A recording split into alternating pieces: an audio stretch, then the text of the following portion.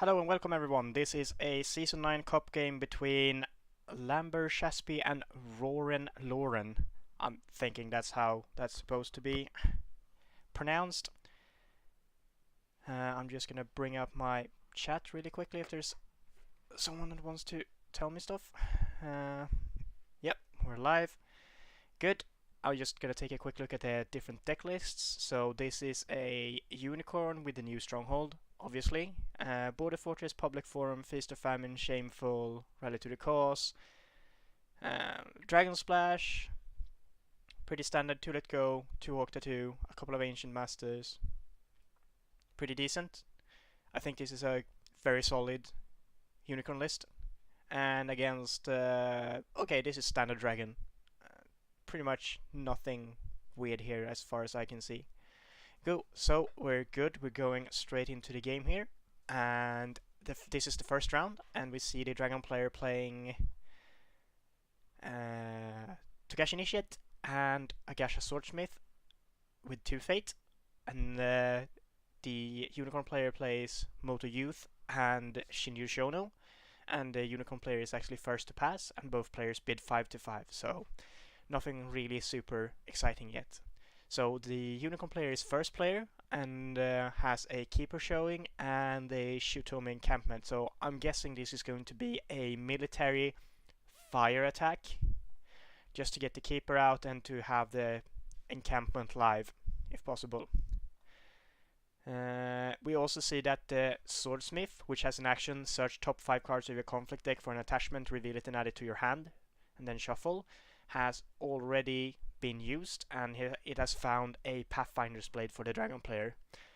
I'm not sure I like this. It's usually better to do the 5 bid first and then dig for a specific attachment rather than use your action first and then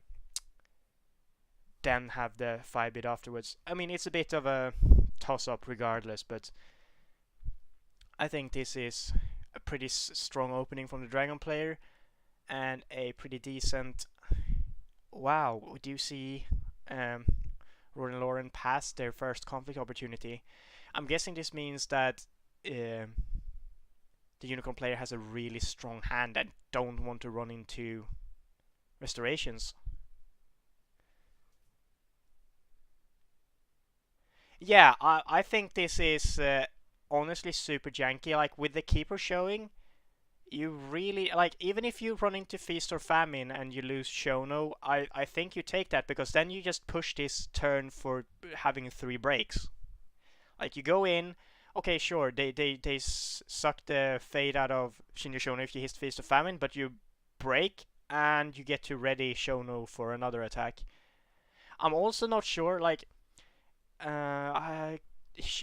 RawrenLauren plays a lot of conflict characters. I'm really surprised she invested in Shono at all. I think she probably should have just bought the youth, passed, and then try and digged for a charge instead.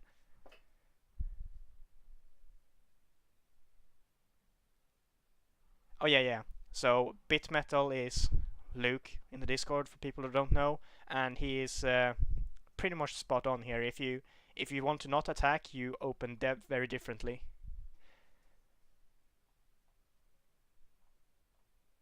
And we do see the skirmisher convert the Shinryu Shono, going after the Shitomi encampment, which is on a shameful display. And we see shameful display instantly firing, and that means the youth is honored and the skirmisher is dishonored.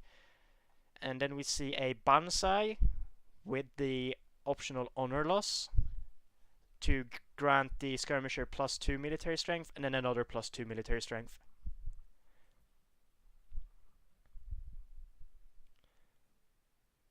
And RawrenLauren plays Hawk Tattoo to put Shinryu Shono into this conflict.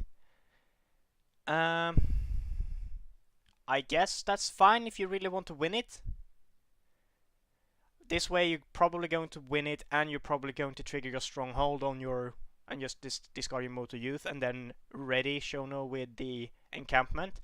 This is like actually a super defensive opening, because then you just try and defend the second attack with the Shinryu Shono, because that's now 5 political strength, and I think that's a bit wrong to do unless you fated Shono more. Like you need to have him to stick around a couple of turns. Otherwise, you basically done nothing, and the next turn your board dies, and the dragon player has found like a couple of provinces, has gotten a couple of free cards out of the swordsmith, and he hasn't actually had a big character on the board that does stuff yet. So I think if you go this aggressive and actually buy Shono, I think you need to be looking to attack with the unicorn. I might be completely off here. We're gonna have to see how the game shakes out, but it seems like it's a lot of investment to not do anything with it except defend.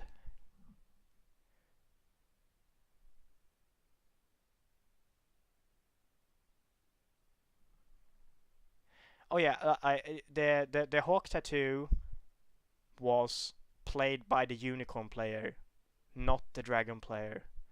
So the unicorn player played the hawk tattoo to pull in Shono into this conflict. Uh, I don't know if that was clear, Luke.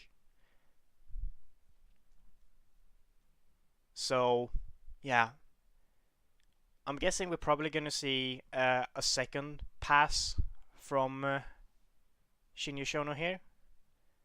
Otherwise, this play kind of doesn't make any sense, because this shameful display is then just gonna be broken.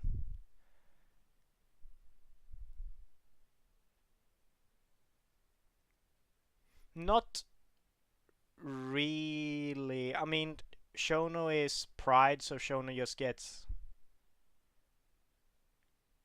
Yeah, so pride. Pride is a thing.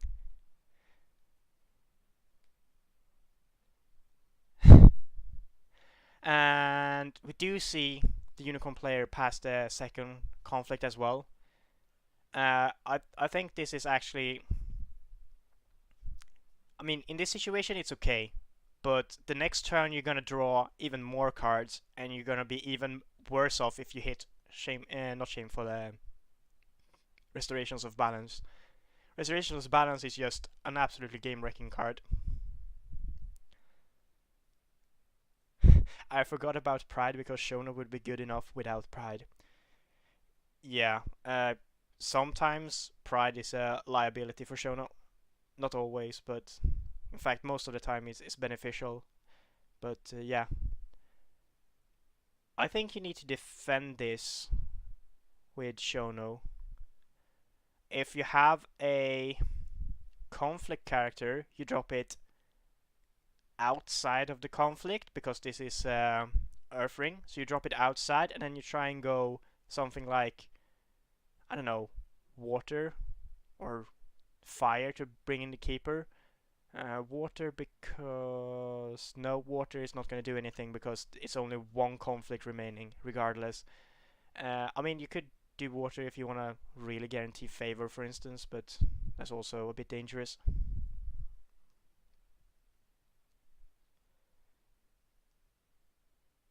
Yeah, and we do see the Togashi Initiate use his ability action while this character is attacking. Spend 1 fate to an unclaimed ring. Honor this character. And the response to this is a court games from the Unicorn player, which says, during a political conflict, select one, choose and honor a participating character you control, or your opponent chooses and dishonors a participating character he or she controls. So the Unicorn player chose to play court games and said, my opponent is going to have to dishonor a character. Choose.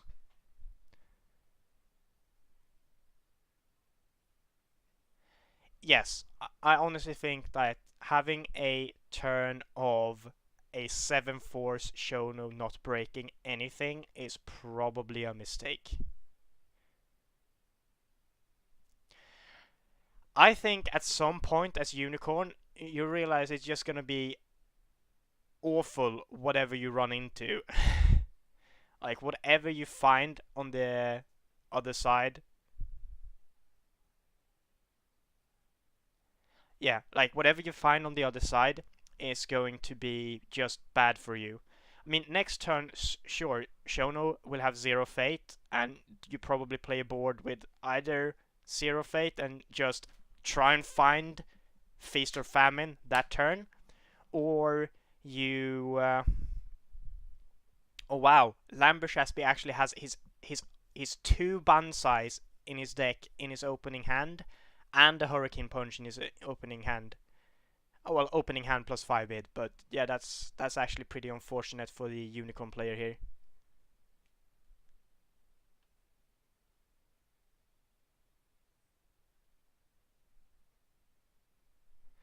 Yeah, if as Bitmetal points out, if Lambershaspy has had actually banked more fate this turn, I think this would have been really bad for the Unicorn player.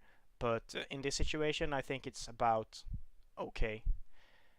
Ooh, so we actually do see shameful breaking here. That's awful. Having a Shitomi encampment on shameful is like the dream for Unicorn.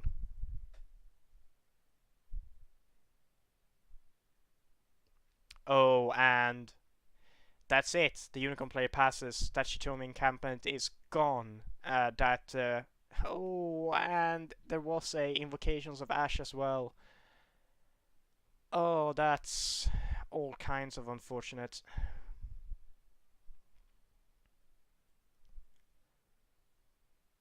Yeah, like my philosophy currently when I'm playing Lion or Unicorn into Dragon is basically whatever bullshit I'm flipping on your side, I'm going to destroy this turn. Like, if I have a hand that allows it, I'm just gonna go, I don't care what bullshit I flip, I'm just gonna break it and be done with it.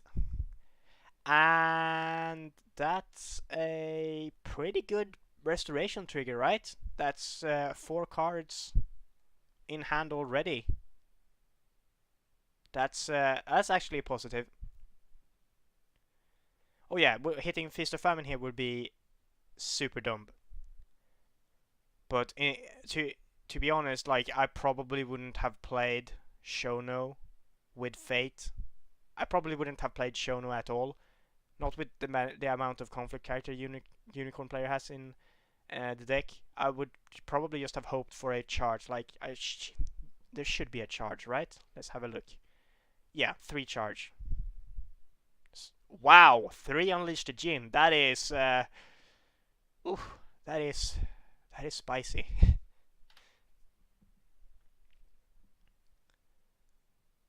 That is all kinds of dangerous spicy.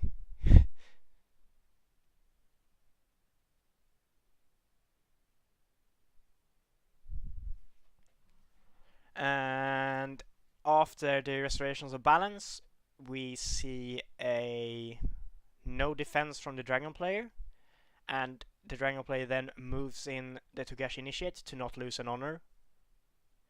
And the Unicorn player has no force pumps left, so this is going to be a win but not a break. Actually, I'm gonna have a quick look over to the Unicorn's deck again and see. No free force pumps except 2 Banzai. Hmm.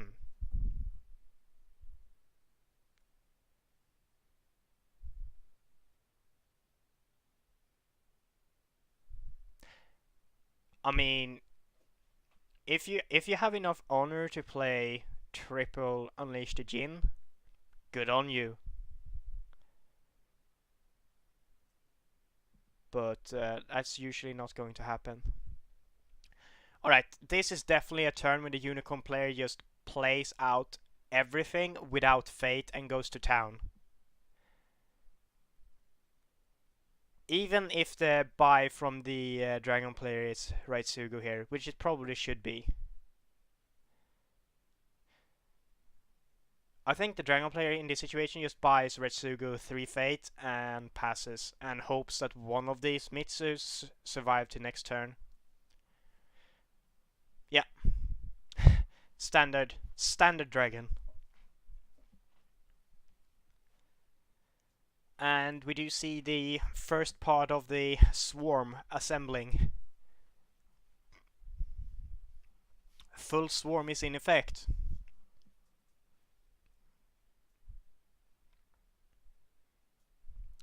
As the Unicorn player here, you're definitely looking to break both restorations and the other province. Like, you don't want the Dragon player to get a Mitsu next turn, because Mitsu is going to be able to use Hurricane Punch, and he is a monk all by himself, so he is going to be able to defend Sacred Sanctuary very well.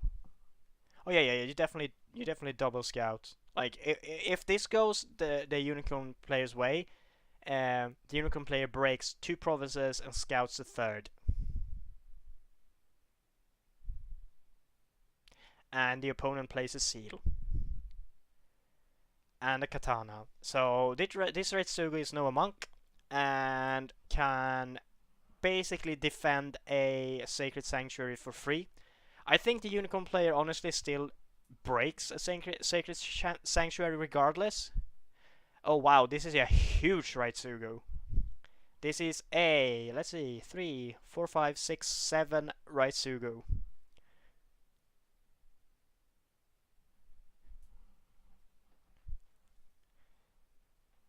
Ooh. Oh wow, and the Dragon player actually has the first attack. I completely blanked on this. Does the Unicorn player run anything super spicy? Not really. I do some spicy stuff when I play Unicorn. I run the Endless Plains because I like it. But this Unicorn player does not. I think it might be wrong to run Endless Plains, but it's sometimes just so fun to have it in your row.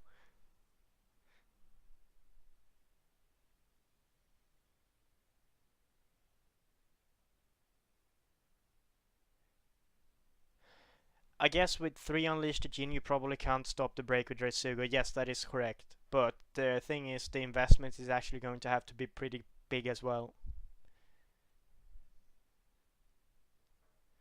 There's also a real possibility that the Dragon player has several conflict characters they can just put into play, sort of.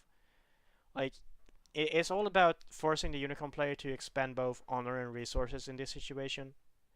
Ooh, going for the airing here just for the double fate, I think is a mistake. I think this is a superb board to go for water on.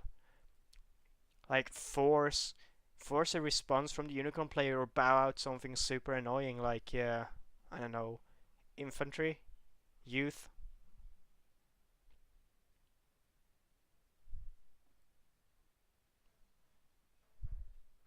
Oh yeah, and Lambershaspy actually, that's almost a tiny bit suspicious. No, I'm just kidding. Lambershaspy probably isn't in here. But yeah, this is a really strong. Oh, the Unicorn player defends with youth and Battle Maiden Recruit. This screams a captive audience to me.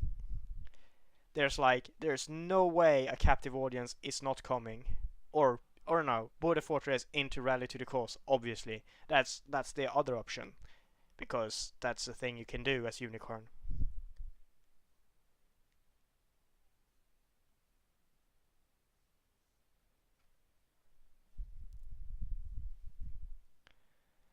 But this swordsmith is of course a monk, so there's going to be punching going on. So a Hurricane Punch gets played. Choose a participating monk character. That character gets +2 military, and you get to draw a card. It's just a really, really, really good card. Why is the swordsmith a monk? Because it has Seal of the Dragon. And now we see a Finger of Jade on the swordsmith. This means that the dragon player is looking to use the stronghold here. During a conflict about this stronghold, choose a participating character with 1 or more attachments. Until the end of the conflict, that character gets +1 military and +1 political, +2 military and +2 political instead if it has 2 or more attachments.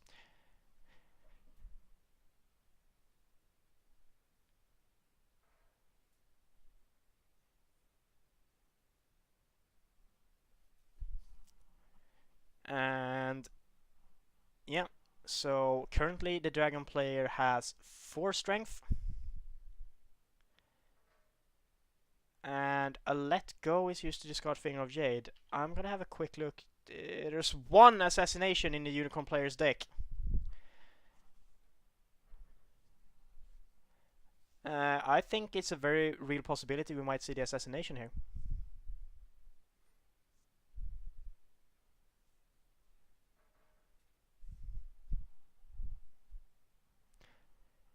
Are we going to see the assassination, or was it simply a bait? Yeah, that's the assassination.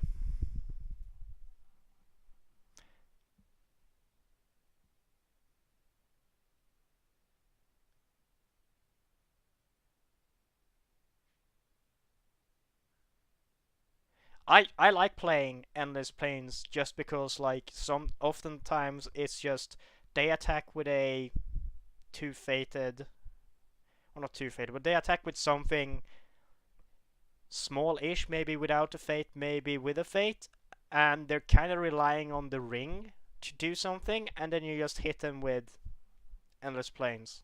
And sometimes it hits something big, oftentimes it just hits something small, but you're fine, sort of, like, regardless.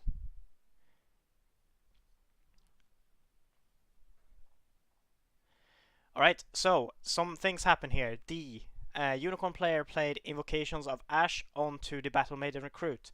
This allowed him, or her, actually it might be, this allowed the Unicorn player to win this conflict. And that means the Unicorn player won with more characters participating. That means the Stronghold can be used. So the Stronghold is used to sacrifice the already bowed Moto Youth. This means the Unicorn player actually has 2 military attacks and a political attacks still left this turn.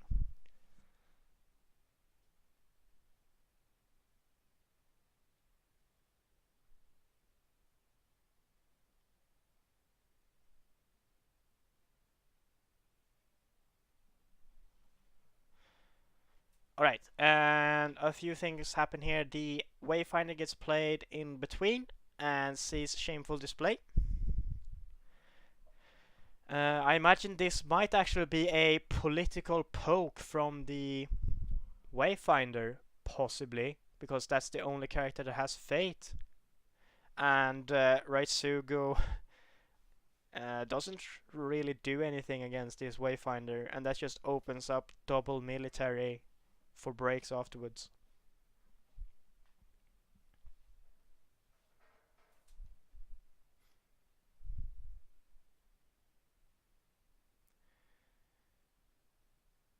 Right, so here we see Shinyu Shono attack with 9 military strength into Restorations of Balance. Do you just let this go as the dragon player?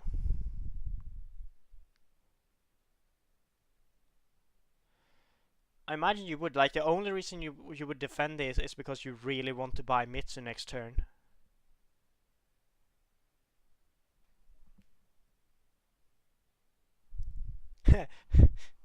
Yeah, there's a lot of talk in chat about Endless Plains. I think I started it because I said I kind of like Endless Plains, but the Unicorn player is not playing Endless Plains.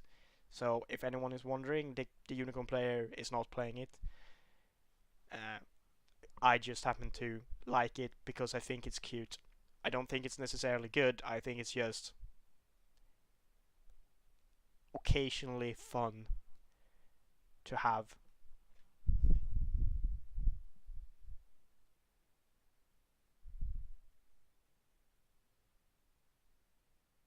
And yes, Luke is completely correct here. The only problem with not defending this is it's a free conflict because of Hisumori Toride, the Unicorn Stronghold.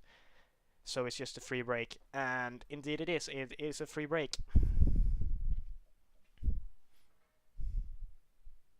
And then Lambershaspy passes the conflict opportunity.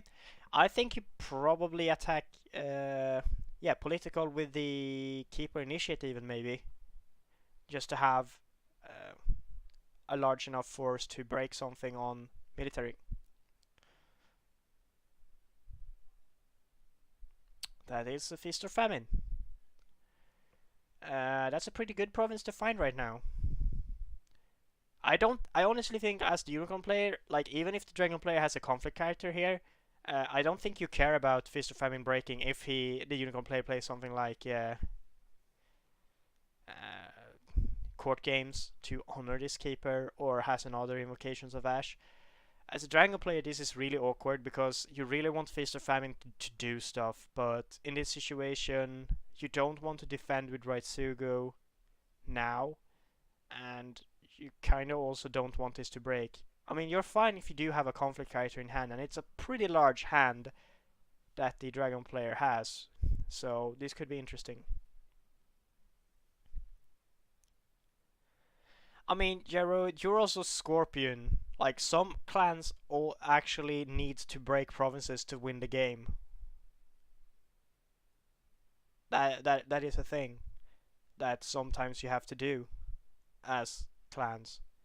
I do agree that it's always nice to have a safe province to poke for rings, but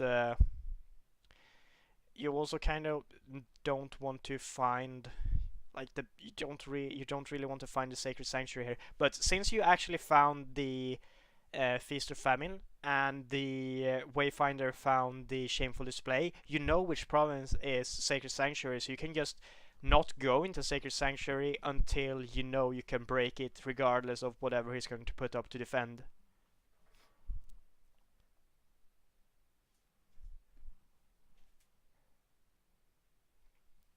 I didn't mean to call you out too much, but like uh, Scorpion tends to love a farmable province. While it's good for other clans, uh, you actually kind of like to break stuff as well.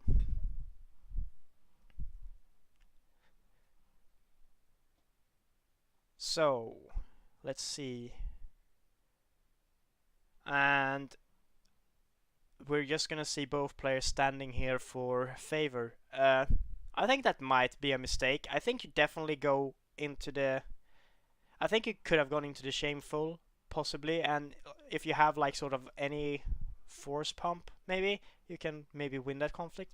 It's rough because this is a huge Raisuga though. Like, eh, it's not a very pleasant situation as the unicorn player to be in.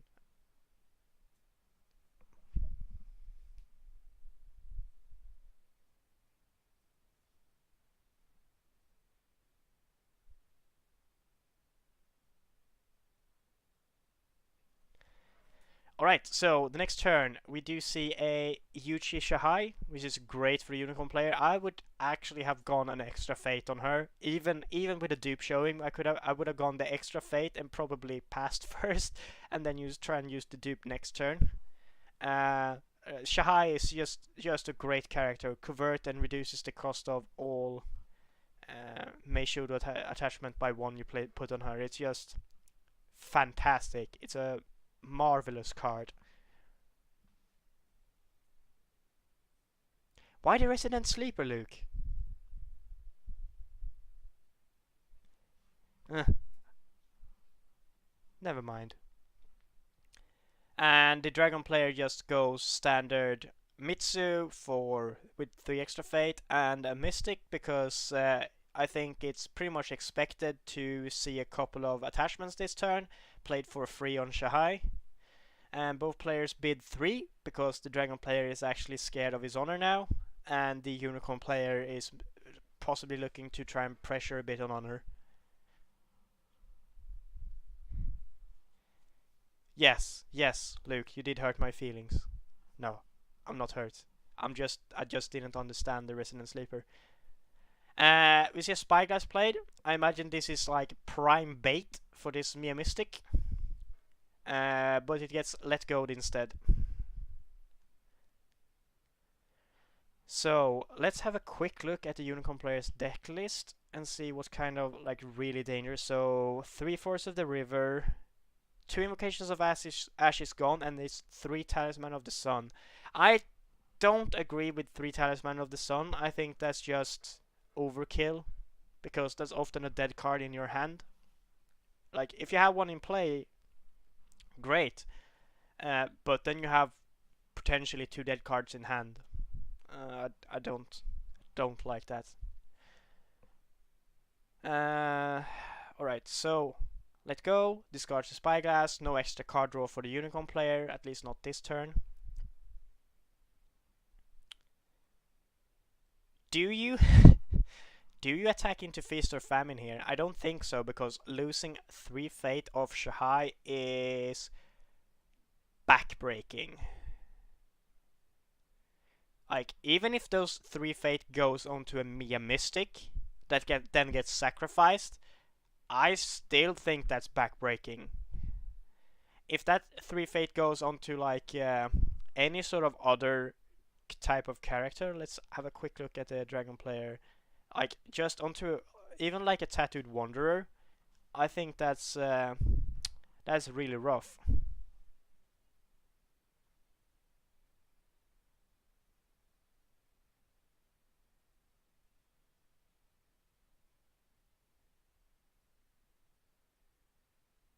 Ah, okay.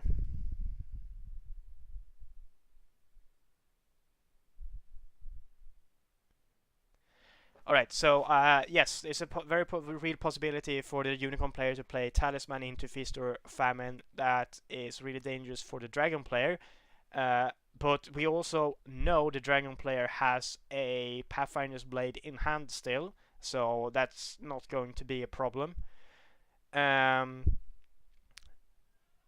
Not necessarily, at least. And the Unicorn player is down to a single Let Go left in that deck. So there is also a real possibility the Dragon has more than one Pathfinder's Blade in hand. So I don't think...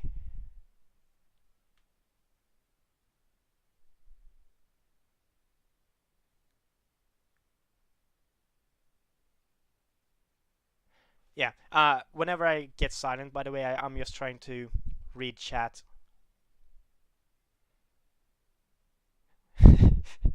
Okay, chat is salty over Sacred Sanctuary.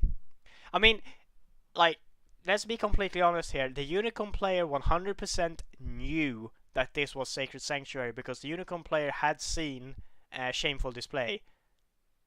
And this is why you don't really care sometimes about going into Sacred Sanctuary. Because sometimes you just go, alright, I'm gonna break that shit and then have it out of the way for the rest of the game.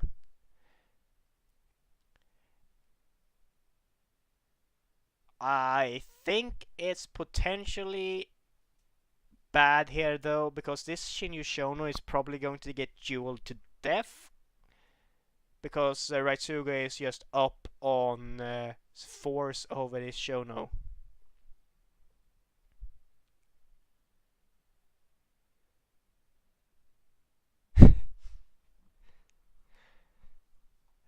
When I get silent, I'm just reading Luke's spam.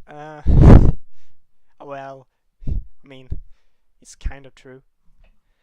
We do see the Raitsuga duel, and we see a very conservatively bid 2 from Lambershaspy. I think that's, let's see, so that was 4, 5, 6 to 4. So a 2 bid meant the Unicorn player had to bid 5 in order to win that. Alright, so actions are coming quick and fast. So a Banzai from the Unicorn player with a kicker. So I think that is split between the two Moto Youths, possibly, or just pumped into one. I don't know. It's actually impossible to tell. I think the Unicorn player actually probably has a Unleash the Djinn in hand as well. Like, if this starts to go south because of Raitsugu, I think that just gets dropped.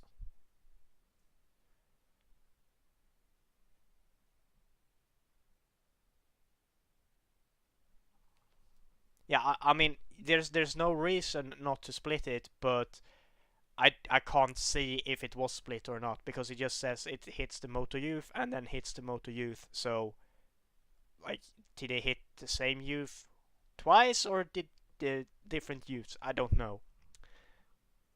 And that is it. I think, yeah, win, and we're going to see the Stronghold trigger, and that is Sacred Sanctuary dead, gone, and buried.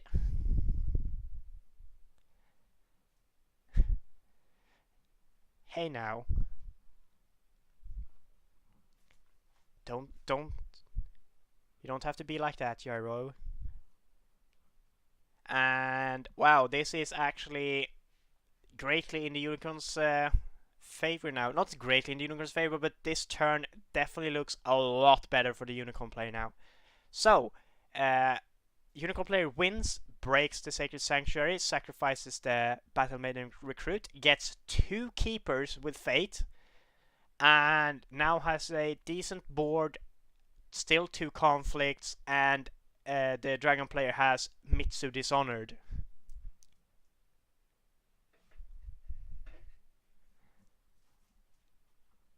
Yeah, okay. Yeah, please don't, Luke. Like, if you go... Yeah. Hisumori Toridi is actually good. Like, it's an actually good card. And Hisumori Toridi, for those that doesn't know, is the Unicorn Stronghold. And it basically says if you win a military conflict with more participating characters than your opponent, bow the stronghold and sacrifice a friendly cavalry character, you may declare 1 additional military conflict is faced. That means you basically get 3 conflicts, 2 military and 1 political. Yes, Unicorn definitely needed it. And the Unicorn player actually has full information of what the provinces are. So this is a Pathfinder's Blade getting played on Right Sugo. I think... Do you actually sacrifice the Pathfinder's Blade if the Unicorn player tries to trigger Border Fortress to flip the rally for the dragon? You might do that actually, like, because having the Unicorn go in with the preferred method of attack on the stronghold is usually a recipe for disaster. And what do you attack with here as the dragon? Do you just, like, you're in a sort of like an awkward situation here where you kind of want to turtle up, but you also need to attack.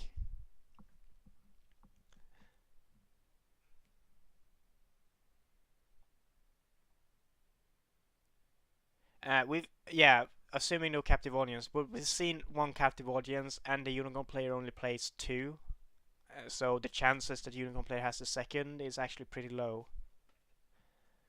It goes into the Border Fortress. I think you definitely should try and trigger the Border Fortress onto the stronghold of the Dragon player, because if he wastes a Pathfinder's Blade on stopping a Border Fortress trigger, good. If he doesn't, you get to trigger Rally on his stronghold, which is also good. So I think it's pretty much a win-win.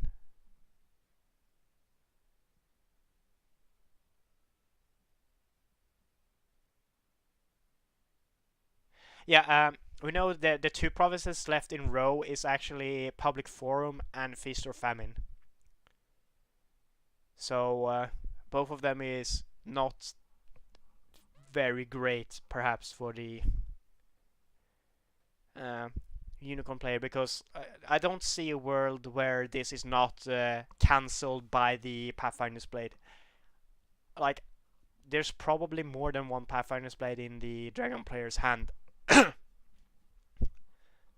And the Unicorn player has a maximum of 1 let go left in the deck entirely. Do you even try and defend this, or do you just go for the counter breaks?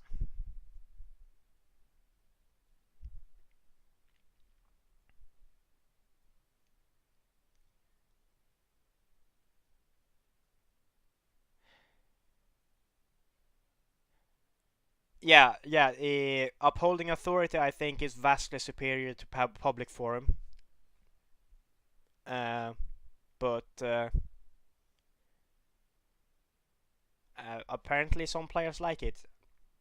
I do agree that Public Forum sometimes is a better stop block. It's also much more easily farmable, and upholding authority can just sometimes win you the game when they break it in an opportune in a unopportune moment. So I think upholding authority is just straight up better than public forum. Yes, that is the question though, Dadoji Eric. Is Border Fortress really better than Manicured? Sometimes it is, sometimes it isn't. That's the best answer I can give to that.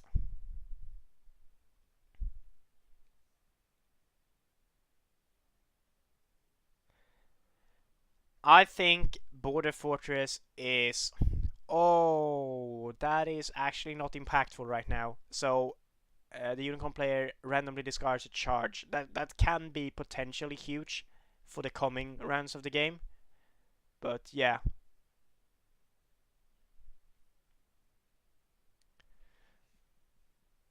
Oh yeah, for sure. Like Border Fortress is actually great versus Dragon.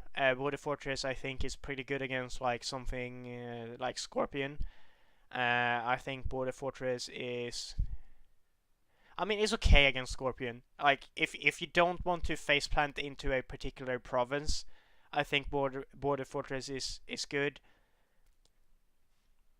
I like to use Border Fortress on the opponent's stronghold province because that's usually rally, and you sometimes you really don't want to hit a rally.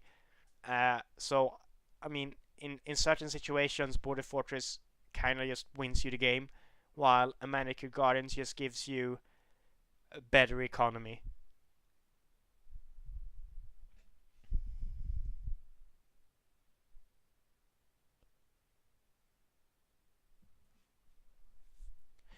I think like when it actually comes down a bit to play style. If Border Fortress is better than Manicured Gardens, uh, I personally think Border Fortress is for what I use it for. I think it's better than Manicured Gardens. But if you're more into the sort of like turtly defend hard style of play, I think Manicured would gain you more value over the game.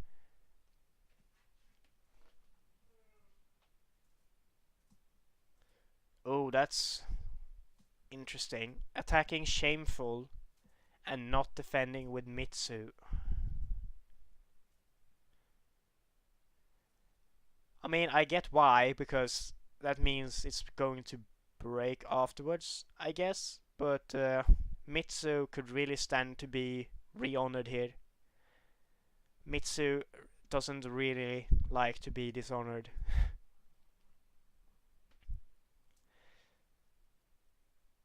Oh, hold on. This is actually a military conflict. And there was a fate on the Void Ring. What do you think, guys? Is this the second cavalry reserves?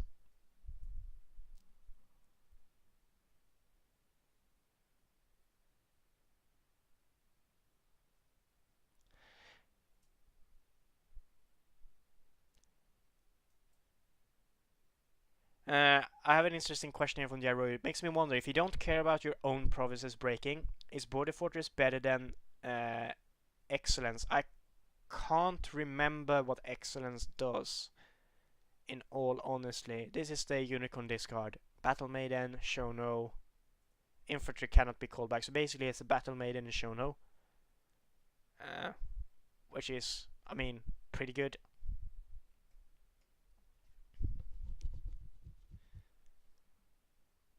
Okay, so yeah, I don't think Excellence is worth it. In that case, it's just a fate plus a card on a break. I think you definitely want the option then to rather defend and keep getting value than um, having something that can sort of like. All right, so the difference between the Excellence Province and the Manicured Guardians is...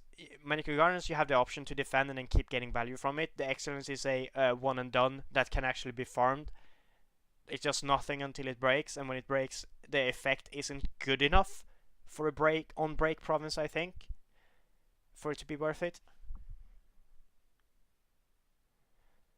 And we do see Talisman of the Sun onto Shahai, and we see a Force of the River onto Shahai. So this Force of the River is going to be played. No, it's going to get let go. And this is basically the Unicorn player trying to bait out the Mia Mystic to sacrifice itself to get rid of good cards. Yes, sorry, that is a clutch let go. That's a really strong let go to have here. Because you want to still win this conflict, have the Mia Mystic bow, then you sacrifice the Mystic to get rid of this talisman.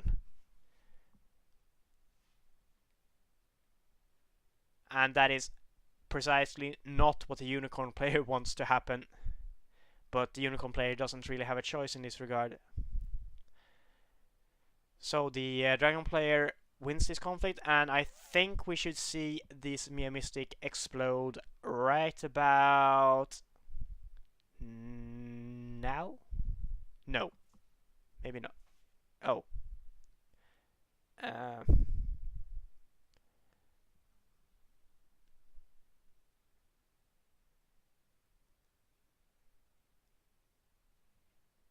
Yeah, there we go. It was a bit delayed. I was off by a couple of seconds. That is the Talisman of the Sun gone. Mia Mystic is discarded.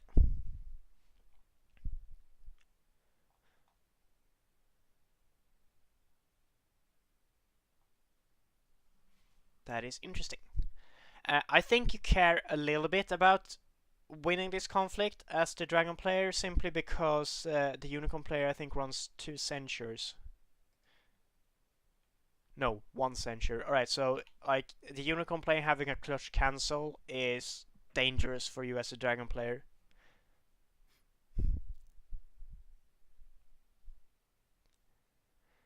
Oh yeah, very good points from everyone. He has Palace, and a Censure is often less impactful than a Dishonored Mitsu. Yeah, that is all kinds of correct.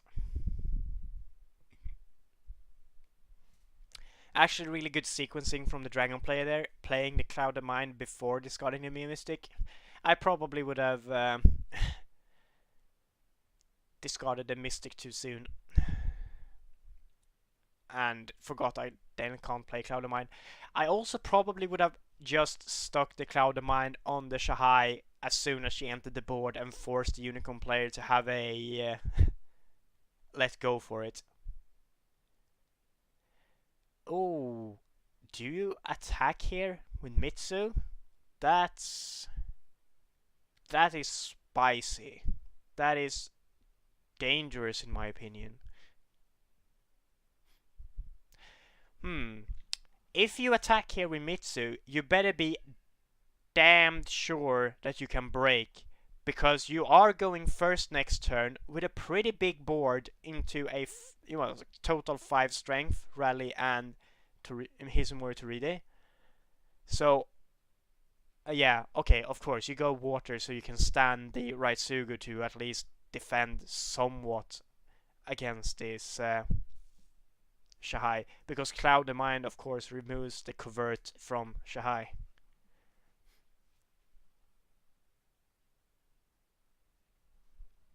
And as chat pointed out, there's only 2 cards in Unicorn player's hand. I mean, there's also all kinds of possibilities here. Like, you could definitely go cycle a Hurricane Punch from the discard. This is political. Huh. Right. So you if you have a court games, you can then go box, and then you go like something like court games, cycle a Hurricane Punch, and then you void fist out Keeper Initiate, and then you're breaking.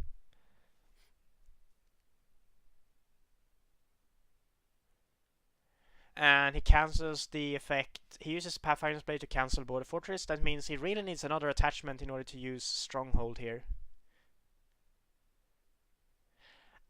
I'm not convinced by going in with 0 political strength unless he has a court games.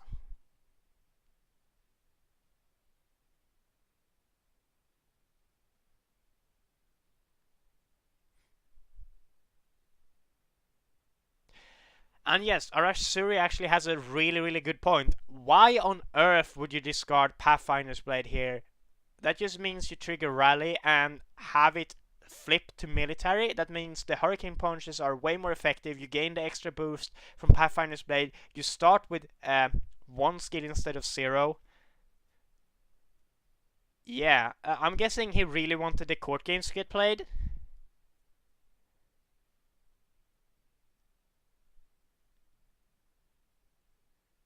But now he actually needs one more attachment of some kind to have Mitsu breaking.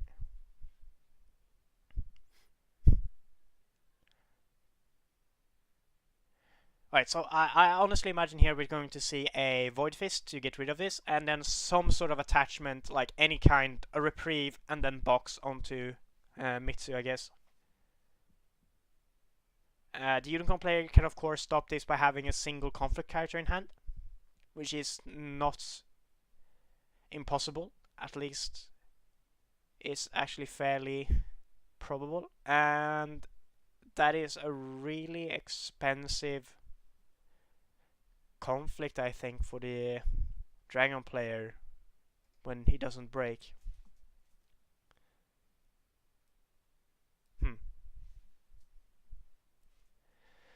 Alright, there's at least some chance he's going to be able to defend this. He still has his stronghold. This Shahai doesn't have covert anymore.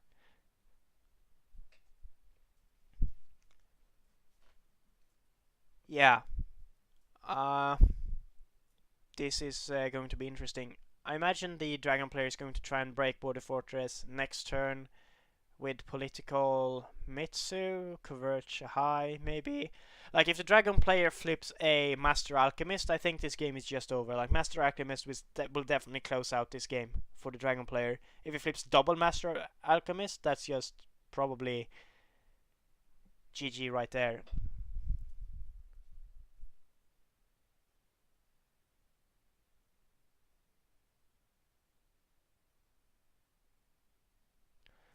Yeah, it's very probable that Uniplayer can't crack Shameful through Right Sugu. I don't think so.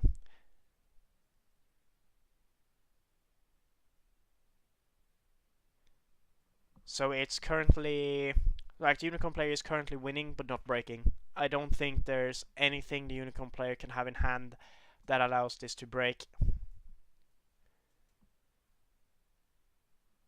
Not with 2 cards. And that's it. Unicorn player wins. And I guess, oh, gains 2 honor. That sort of like heavily implies that the Unicorn player has Unleashed the Jinn in hand, at least one.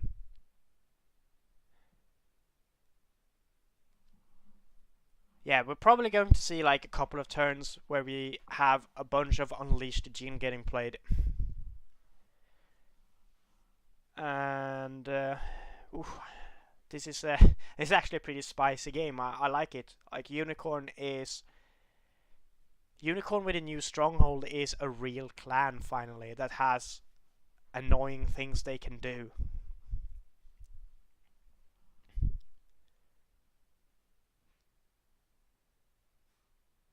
I am going to quickly grab a glass of water while they're doing the dynasty phase, because I need something to drink. I'll be right back.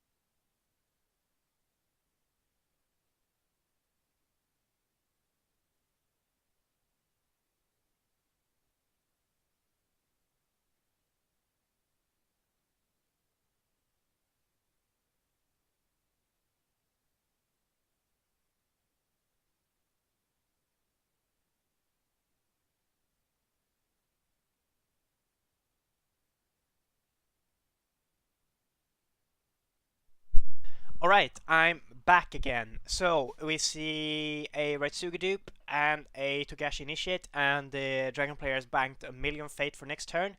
The Unicorn player has banked a million fate for this turn, has flipped Border Rider, Shono, and Minamikaze regulars. There's a very real possibility that the Unicorn player is going to find a charge, or already has a charge, which means this Minamikaze regular is going to be an absolute nightmare to deal with. And there's also a reasonable chance that the Unicorn player has found a Cavalry reserves, which means this Minamikaze regular is going to be even more of a nightmare. I definitely imagine we're going to see one or both player on the stronghold, or even have the game over after this turn. Not turn, but this round, if we're gonna use the proper way of saying it.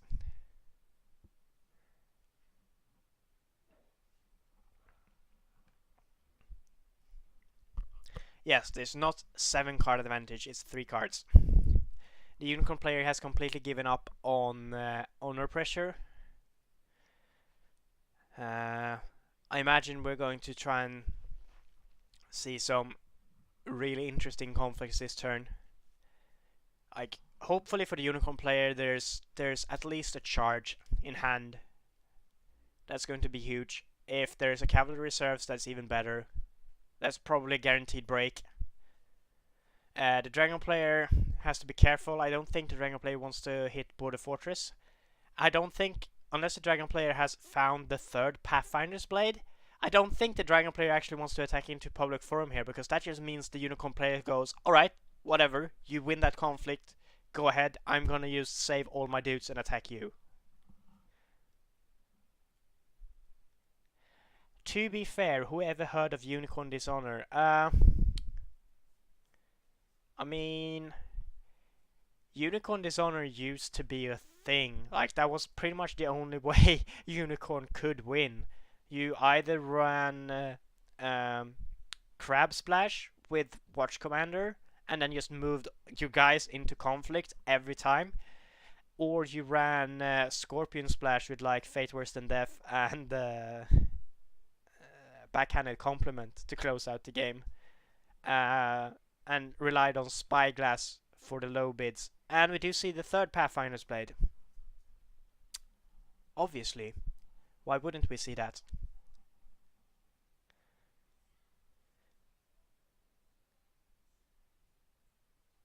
I mean, again, like, all Courtier Lion is a Lion deck that has been around for a bit, that is okay. Like, it's legitimately an okay Lion deck. You just cram in every political guy you have, not every political guy, but like every courtier you have, and it actually does alright.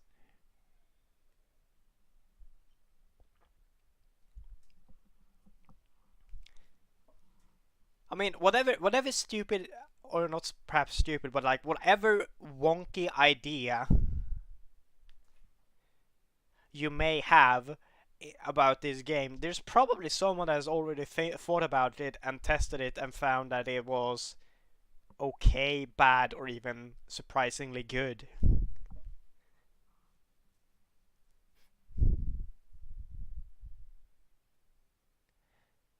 Alright, no, you got me on that one, McMage. Honor Rush Crab is 100% not a thing. That is, has never been and never will be a thing.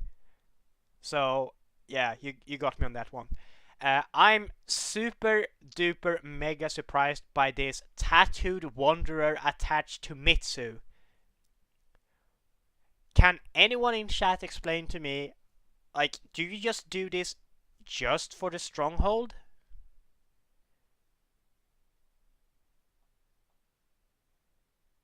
I think that's just still a massive waste. Like, don't you have a reprieve? A Finger of Jade, a Katana, Seal, whatever.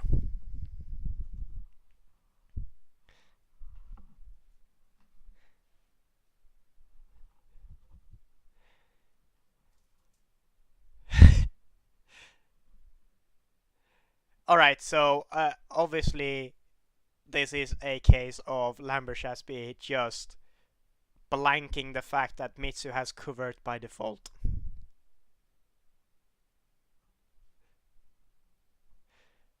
It was apparently a big brain play.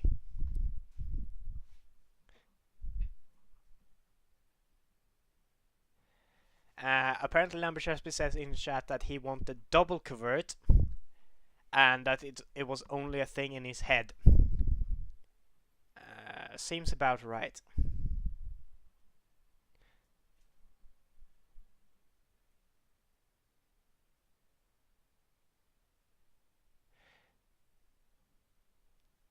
Yeah, I do agree with Arash Suri here.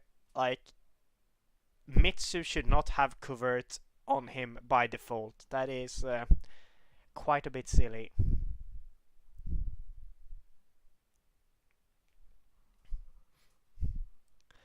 Also, covert basically does nothing here regardless, because you can just favorable ground in whatever you covert. So that's the thing.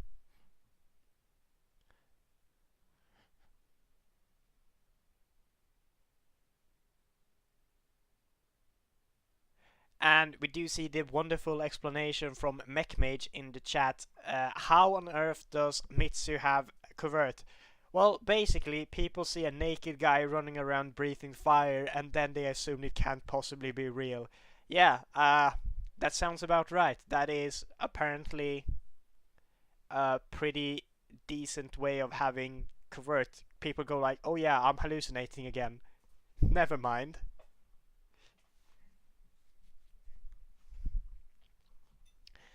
Alright, so we currently have the Border Rider defending via the help of favorable ground. And there we see the charge.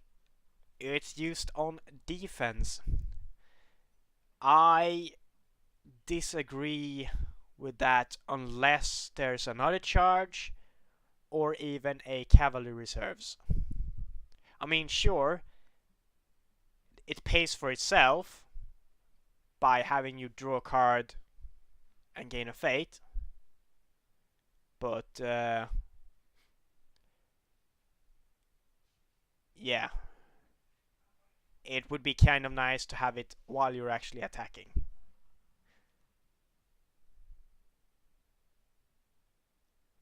It does pay for Hisumori Toride.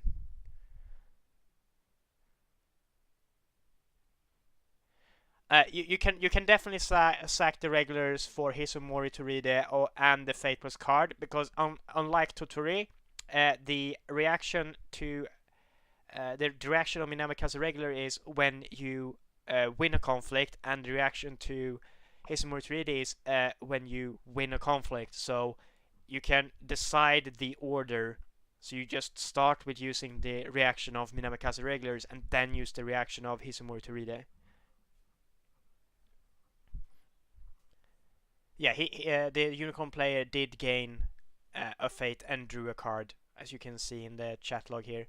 So it is entirely possible. The thing you might have thought about is like the lion interaction, because Totori requires you to claim the ring to use his reaction. That is way after you win the conflict. So if you want to sacrifice Totori to the lion version of Hisumori Toride, you can't then use the Totori reaction to gain the ring a second time. Am I nuts for thinking the play is attacking Feast or Famine? I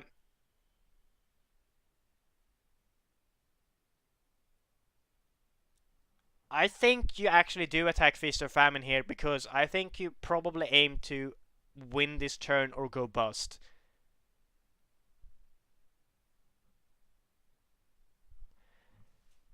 Like, the Dragon player should have a conflict character in hand that can just suck the fate of Shahai, but honestly, if you break Feast or Famine here and then have a cavalry reserves for the big push for the stronghold.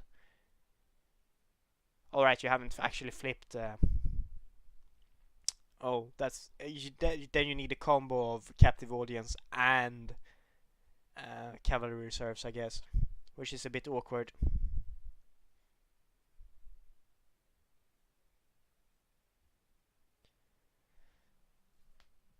Alright, Mitsu can actually play other stuff than Hurricane Punch from the discard. I forgot that. There isn't a Tattooed Wanderer from the discard though. Like, there's no Tattooed Wanderer in the discard, but he can Punch and Void Fist.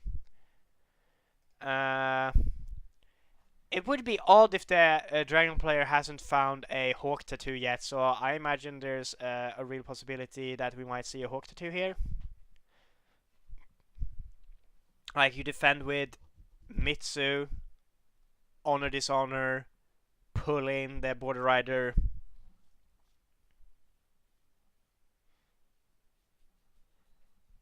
Yeah. Yeah, I don't see this going particularly well for the Unicorn player. Should have saved the charge for an attack, I guess. I think that's just stronger. Let's have a quick look at the Unicorn player's discard. So we see one Banzai, there's one Banzai left. There's a couple of Force of the River left. That's strong. There should be a bunch of Unleash the Djinn left, which is something I imagine we're actually going to see dropped now.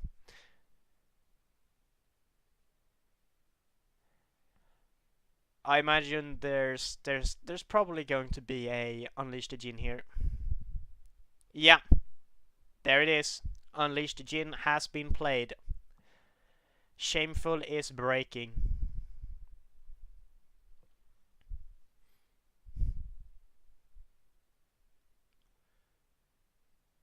I think the play is to Hawk Tattoo in this Border Rider if you can. Force it to bow out. Then the Unicorn player has to have conflict characters in hand to initiate the next couple of conflicts. It's not impossible that the Unicorn player has them, but it makes it... Oh, actually, they win the firing and there's one keeper in the discard. Yeah, this is a bit rough for the Dragon player, honestly. Yeah, there is a keeper in the discard. I think this might be... I think it's either time to start throwing fists around, or it's time to... I guess you could Hawk Tattoo... Like, you can either Hawk Tattoo in the Border Rider, and then try and defend the two conflicts that comes, or you start throwing fists around. Like, because Unleash the Djinn has basically made every target here fistable, because it's equal or lower skill. Yeah.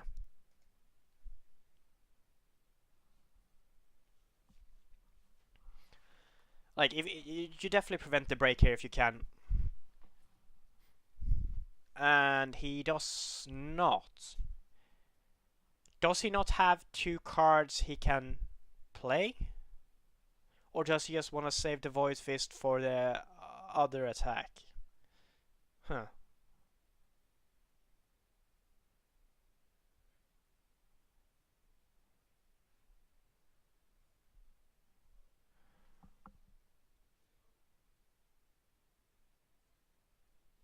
No, he hasn't played two cards, but he has 8 cards in hand, 6 fate. Like, there's no way he did not have 2 cards to play. Let's be honest. There's no way he did not have 2 cards to play. Yeah. Like, you just drop, I don't know, a seal and a katana, or a Hawk Tattoo and what I honestly don't know what could be in hand. You even play a conflict character outside the conflict, and then you do something. Like, I think he definitely could have Void Fisted there, like 100%.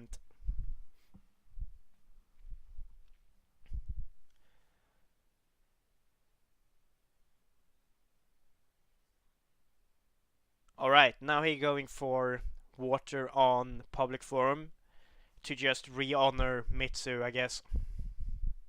Not re-honor, ready Mitsu, and then defend with Mitsu.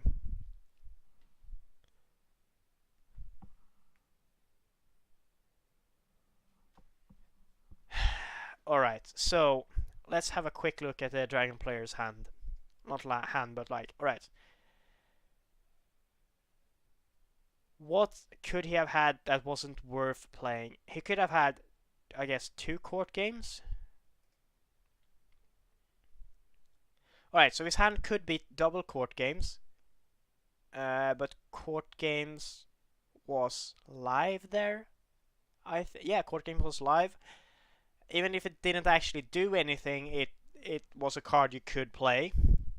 He could have Finger of Jade, Hawk Tattoos, Reprieves, Skirmisher outside, Wanderer outside. He could be sitting on Double Cloud that he couldn't play. That's a possibility.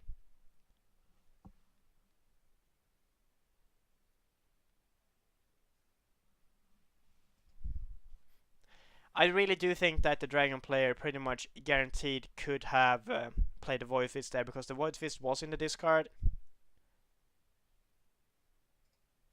And yeah.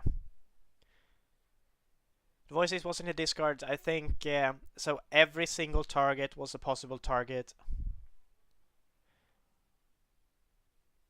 I'm a bit confused is all. Why the Shameful wasn't saved.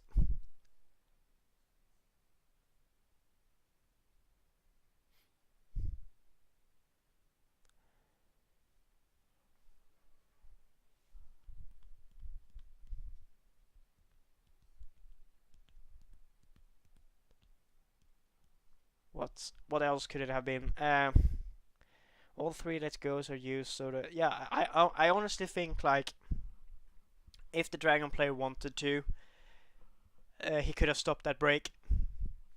Sure, he would have had to spend cards to do it, but I think you definitely spend cards to stop Shameful from breaking in that situation.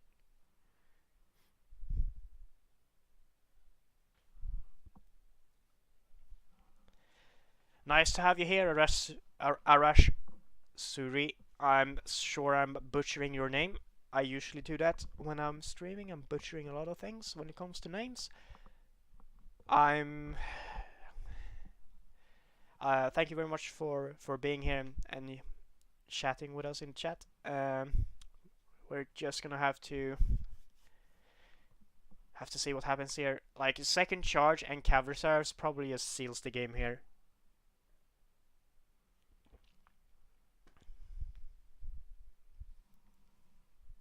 Rally. Do you?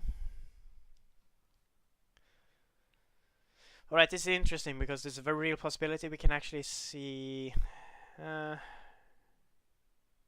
Oh, Mitsu defends. Do you defend? You gotta be worried about. You gotta be worried about captive audience and then either charge or cavalry reserves.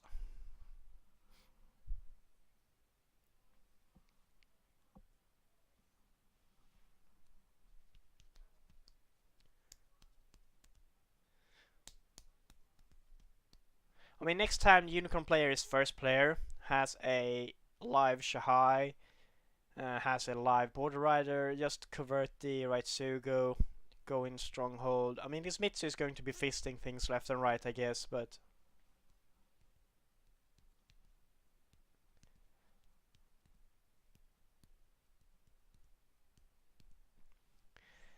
we do see a court games from the Dragon player, so Raitsugo is re-honored.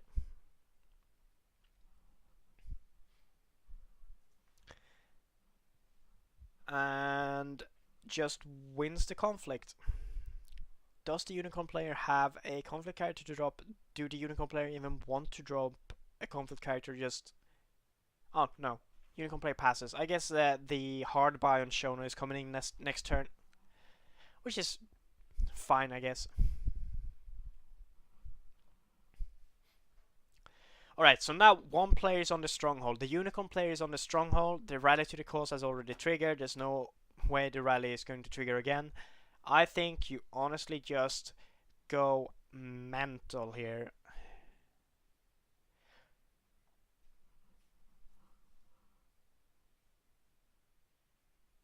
Yes, the master was definitely dropped too soon. That is huge, though. Double Otaku infantry when you want to stronghold push. Yeah.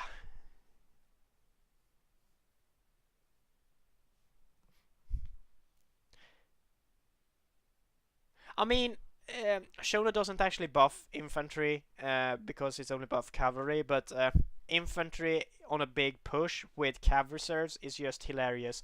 Especially, oh wow, especially if you can grab uh, battle maidens and youths and just all kinds. They just become monsters. Like the infantries just become monsters.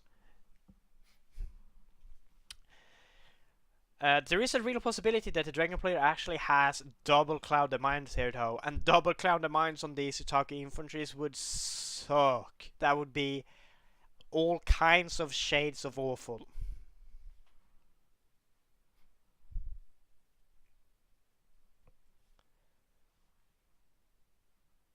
I think both players just gonna smash a 5-bid here.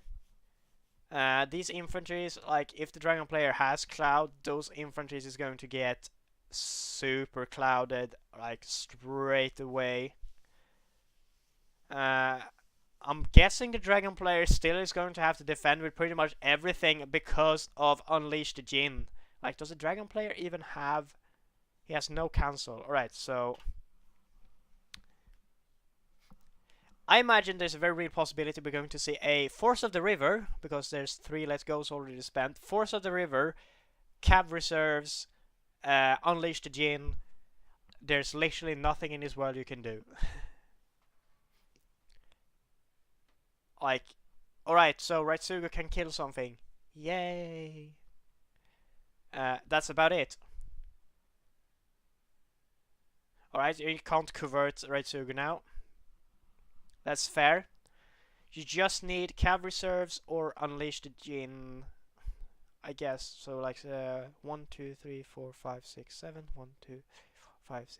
I mean, you just attack with everyone, right? And then you ready the Border Rider and go in again. Oh, unless that gets dueled off by the Raitsuga.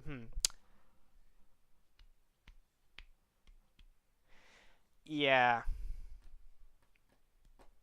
I don't know here. Like, I honestly, I would just, I would be really intrigued to see the Unicorn player just run away with this. Have a proper good hand here and make sure the stronghold breaks.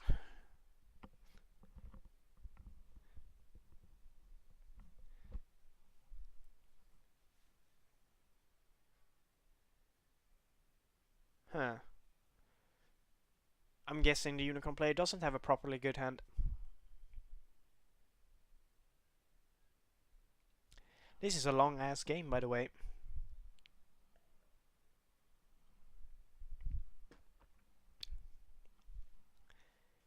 And we do see everything go in. And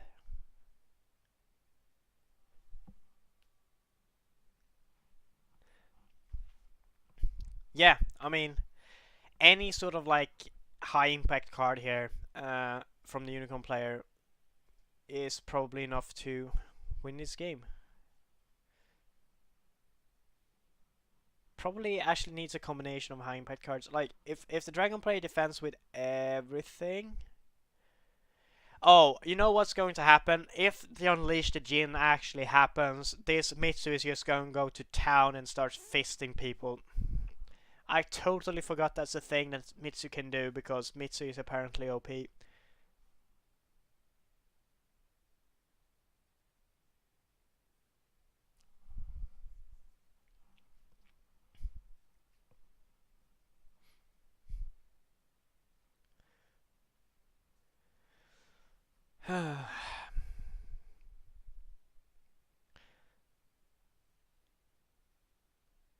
Right, so are you actually afraid here of the... Oh, this is actually political. I did not realize this was political.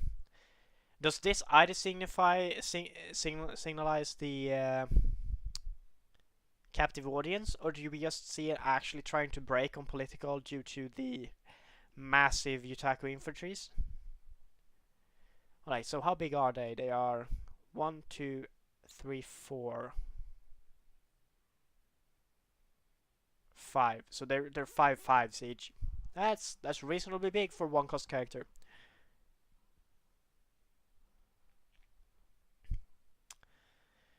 So, Seal of the Dragon to Master Alchemist. Okay. That's fair.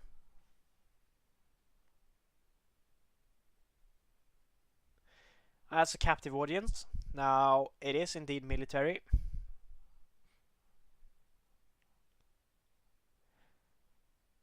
It's about now we're probably going to start see fists flying.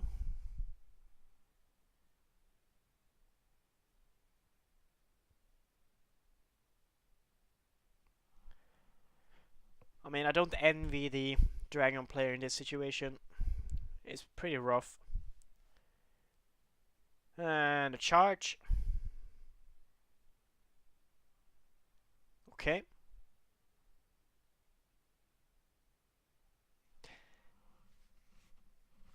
Yeah, and then we see the Void Fist to bow regular straight away. That captive audience did nothing for the Unicorn player.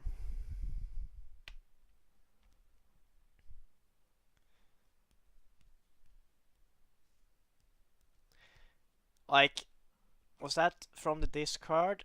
No, it was not. So I think, honestly, the only way the Unicorn player can win this is the Cav Reserves.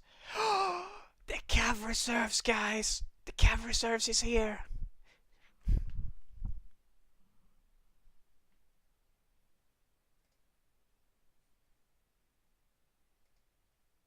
I honestly 100% believe that it's a mistake to include the regulars here instead of just dropping in Shono and an extra youth. Just 100%. No, okay, you can't Shono because you already have a Shono. Oh, wow. Okay, yeah, that's okay.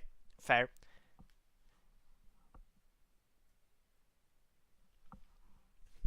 That's completely fair.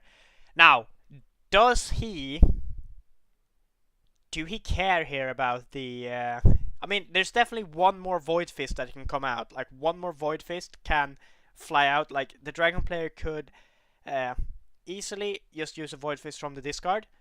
There's also potential for another Void Fist in hand. But the real interesting part here is 1, 2, 3, 4, 5, 6, 7, 8, 9, 10 against 1, 2, 3, 4, 5. That means we could have, even with two characters fisted out, 1, 2, 3, 4, 5, 6, 7, 8. 1, 2, 3, 4, 5, 6, 7, 8, 9, 10. So even with two characters fisted out, that is 8 to 5. So Unleash the Djinn could be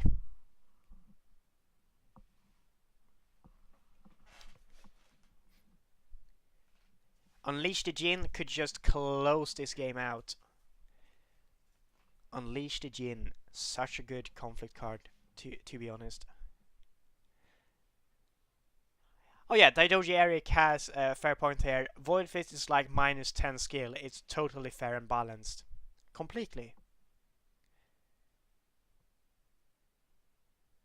Alright, so we see a Void Fist from the discard being used.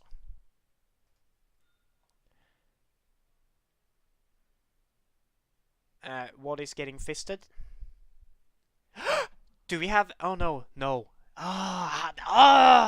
The censure. Like, the one-off censure in the Unicorn player's hand could be huge, but the Unicorn player doesn't have the favor.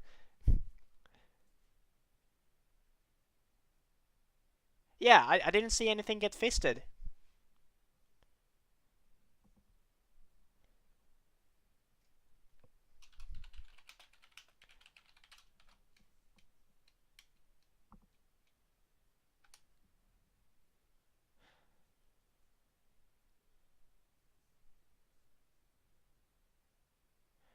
No, I'm... as...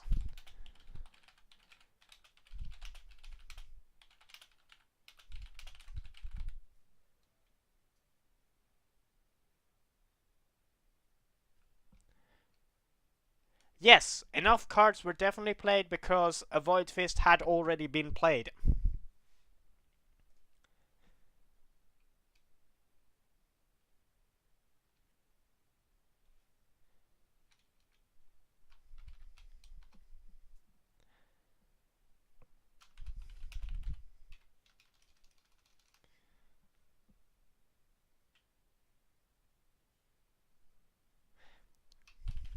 Okay, I'm gonna say that. Thanks, Daidoji Eric. Hang on.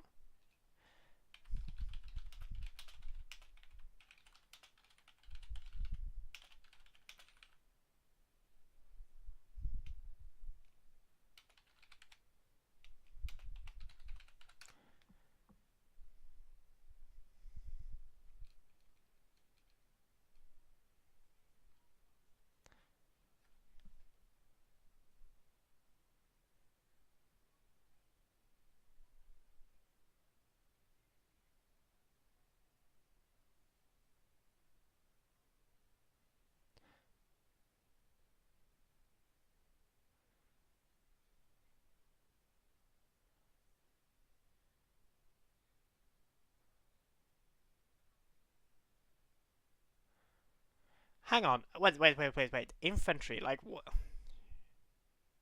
Oh, right. Yeah, infantry.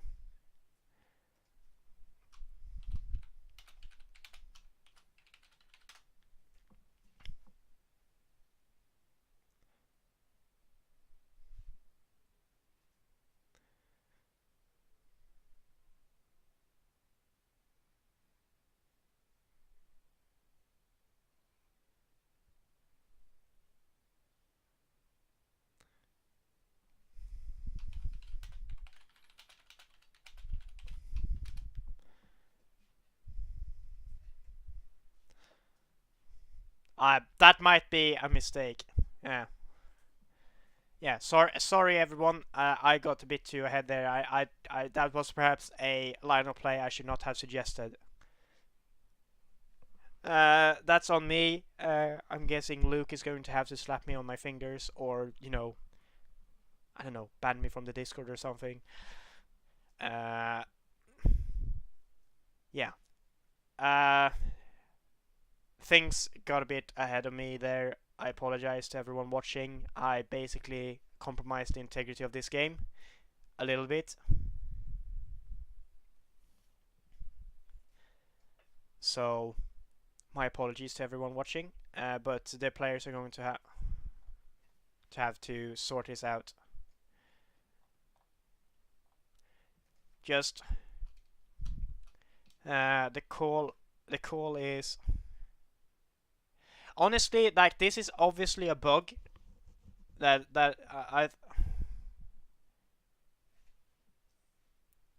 I think this in my opinion, like, Luke, you feel free to correct me here, but since this is obviously a Jigoku bug, could we just have once the pumps are done, just check the skill of a certain target manually and then move it home and bow it if necessary? Or is it basically over because he chose to use Mitsu's ability and then didn't realize he had enough skill to bow exactly what he wanted?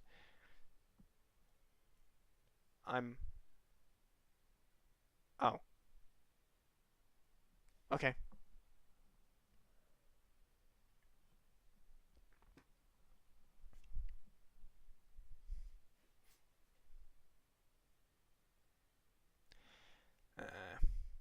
1, 2, 3, 4, 5, 6, 7, 8, 9, 10.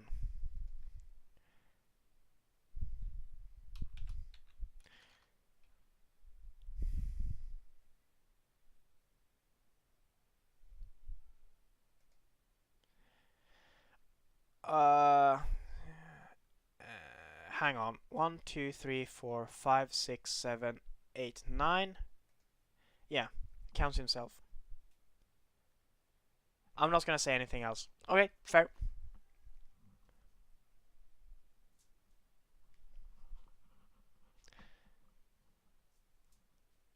Right. Shono doesn't provide a buff. It's not a cavalry.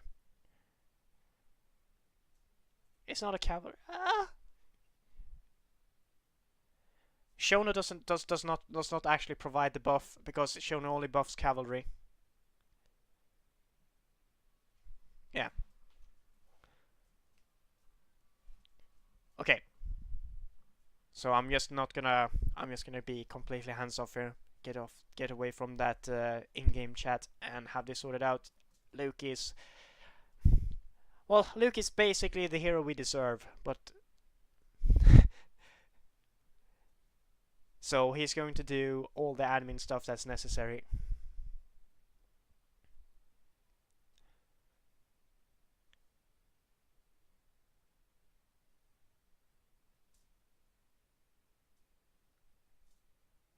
Yeah. Oh no. You're not crap, Luke. You are definitely doing good work as an admin. I'm a bit intrigued by your meme spamming, but hey, that's a totally different story. I don't necessarily mean in my chat because that's kind of nice in a way that have people talking at all. But some of the memes you post in the Discord chat, where do you even find them? Like, do you make no? You know what? Never mind. Don't answer that at all.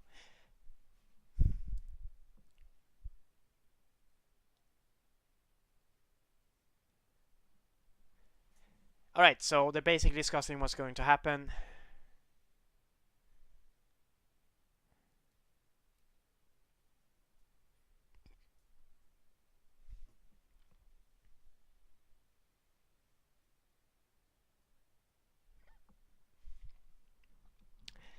So they're basically counting the skill of Mitsu and the skill of this infantry.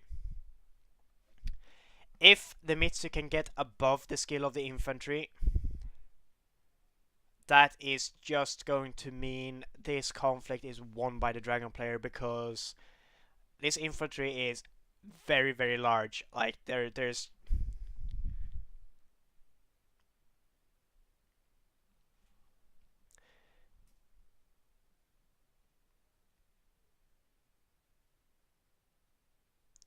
all right. Ha. That's a fair point, but is it simply because, like, when you choose to use the Mitsu action, that you kind of sort of like have to have a target already in mind? Is that why it is? Because it's just such an obvious Jigoku bug not being able to just retract on that action. Is it because like the cost has been sort of like paid when you have removed the event from the discard pile?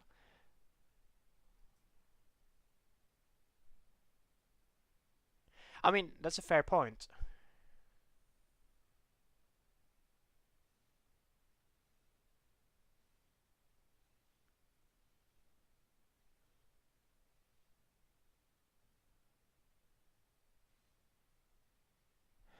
I mean, even if he fists a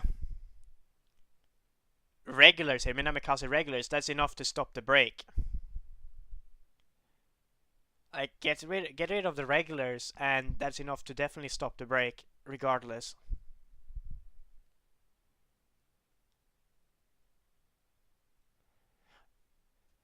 Yeah, okay. Yeah, the regulars, which was 7, definitely could have been fisted, because the Mitsu was on 8 at the time. So the regulars would have gone home, and this would not be breaking. Basically, the dragon player is going to have to play another buff to make sure to win this conflict. Otherwise, like, but the dragon player should have double reprieve in hand for, like, just reprieves in general to save whatever is leaving play.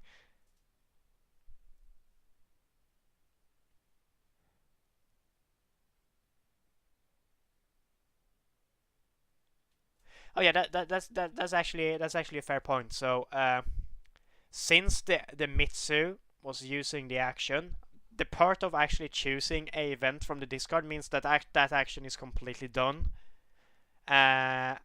And that means that he has to resolve the Void Fist, because there are legal targets, just not the target he wanted to Void Fist. He just had to choose a target there. That's basically what the what Luke is saying that the admin ruling would have been if the Unicorn player would have demanded that he continue resolving the event. Intriguing, yeah. I'm guessing. I mean, like, coming from this position, to be fair, it wasn't going to change much because the province still wasn't breaking. Like, the province still wasn't going to break. Just 35 minus 7 is 28. So, like, the rally to the cause is still not breaking. So it didn't really matter here. Like, it mattered to some degree, but it didn't really matter. And I imagine the Dragon player is just gonna go all in water and ready Mitsu and go for the break on rally now. I think he can break Border Fortress, right? The Doom Shigenya and Togashi Initiate is enough on political compared to an Ancient Master and Border Rider. Yeah, it's rough here. You definitely go water. Probably political because that's the lowest skilled the Unicorn player has. It also prevents the Unicorn player from getting a free extra military conflict. Like, but 0 fate, like 1 card in hand. It doesn't take a genius. Like, I think this is just a break and then ready Mitsu and then break.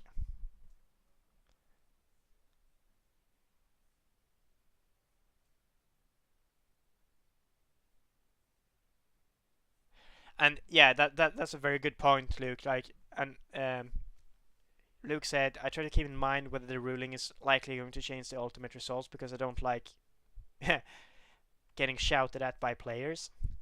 And then he says, I don't think it ultimately be a hugely high impact ruling here, and it wasn't. Like, the only difference I could see is that it would basically allow for a second military attack for the Unicorn player because he would have won but not broken. The Minami Castle regulars would have been sent home, so he wouldn't have gotten the extra fate to get to draw a card. So that's out of the question. So basically, the difference here is a void ring and the possibility to do a second military conflict.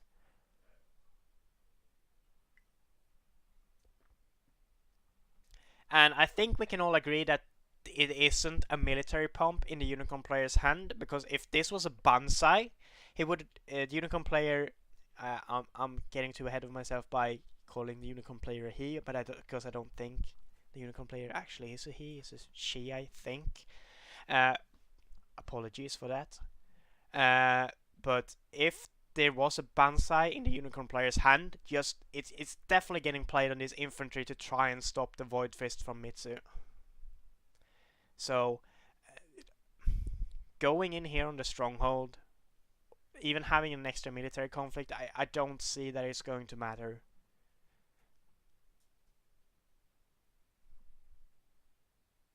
The card that could have saved the Unicorn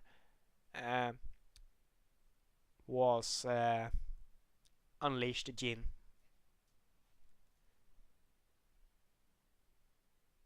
It was such a huge board disparity, so Unleash the Jinn could actually have just won the game for the Unicorn player there.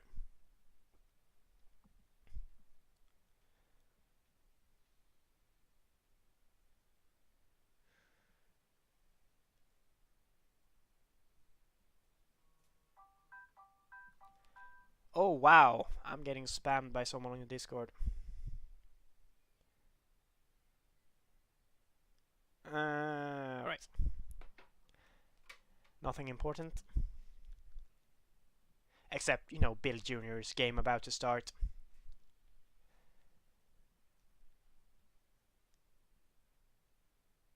We do see a military conflict here from the Unicorn player.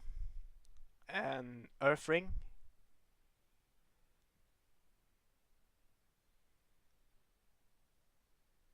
This is a pretty much last ditch attempt, in my opinion, because this Mitsu is just going to break whatever he steps on. It would be clutch here if the Unicorn player actually has a Banzai. But yeah. I guess there is one card the Unicorn player can draw here to prevent the break, and that is Unleash the Djinn. Mitsu goes in, Unleash the Djinn, Mitsu doesn't break.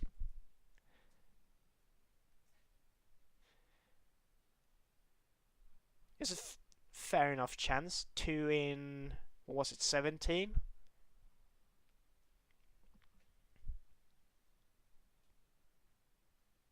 And that's the Unicorn player unfortunately conceding. That was a rough game.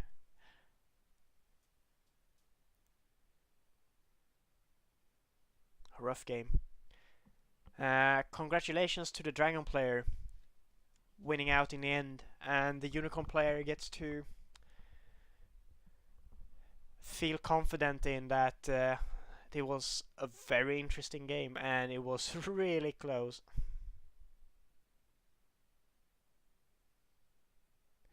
It was really close. Yeah, take care, Luke, and thanks for putting on the admin hat when we needed you. Oh, that's a good point. Talisman indeed could have saved as well. So Talisman... No, Talisman was not enough because no fate. Talisman is not enough because 0 fate. Actually, you're wrong. Shahai is still here. Shahai is not clouded. Talisman is indeed a card I could have saved.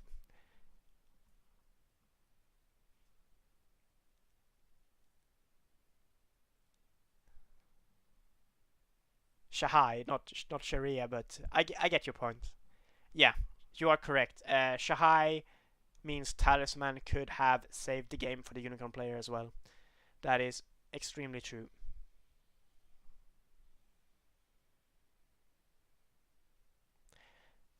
And with that, I am going to close down this stream. I think there might be another game coming up soon. I think there might be another game coming up soon. I'll see if I'll stream it or if someone else is going to stream it. But I'm going to end the stream for now so I can have a nice cut and have this as a video I can upload to YouTube. Thank you so much everyone that's watching, and I might see you very soon. Goodbye.